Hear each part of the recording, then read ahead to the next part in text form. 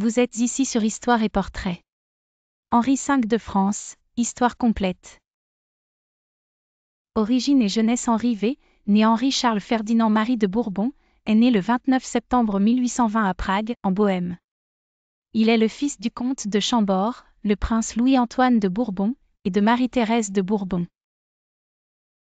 En tant que petit-fils de Charles X, Henri V est le dernier prétendant légitimiste au trône de France, représentant la lignée bourbonienne après la chute de la monarchie en 1830. Exil de la famille royale en 1830, la Révolution de juillet force Charles X à abdiquer. Henri, alors âgé de 10 ans, et sa famille s'exilent. Ils s'établissent d'abord à Hartwell, en Angleterre. Pendant son enfance, Henri est élevé dans la tradition monarchique, inculquant en lui une forte croyance en la légitimité de sa lignée.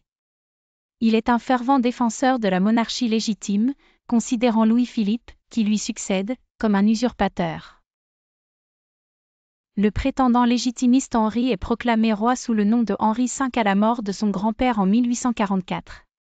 Cependant, il ne peut revendiquer le trône à cause de la Révolution de 1848, qui établit la Deuxième République.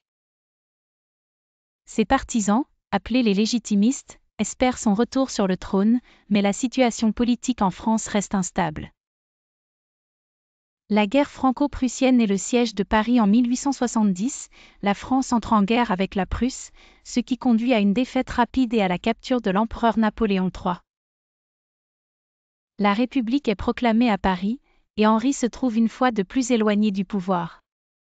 Il soutient la lutte contre l'invasion prussienne et reste un symbole pour les royalistes, mais il ne joue aucun rôle actif dans les affaires politiques. L'échec de la Restauration après la guerre franco-prussienne, les élections de 1871 portent au pouvoir des représentants monarchistes, et Henri est proposé comme roi. Toutefois, son refus de reconnaître le drapeau tricolore comme symbole national constitue un obstacle majeur. En 1873, une tentative de le restaurer est envisagée, mais échoue en raison de la division entre les royalistes et de l'opposition de l'Assemblée nationale. L'isolement et la fin de sa vie. Henri V passe les dernières décennies de sa vie en exil. Bien qu'il reste une figure de proue pour les légitimistes, son influence diminue.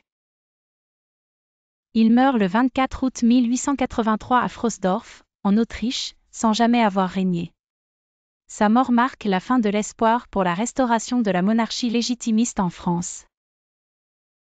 Héritage. Henri V est souvent perçu comme un symbole de l'Ancien Régime et de la résistance à la modernité. Son histoire illustre les tensions entre les différentes factions politiques en France au XIXe siècle. Bien que sa prétention au trône n'ait jamais été concrétisée, il demeure une figure importante de l'histoire monarchique française. L'héritage d'Henri V se poursuit à travers les mouvements royalistes en France, qui le considèrent comme le roi légitime qui aurait pu restaurer la monarchie si les circonstances avaient été différentes.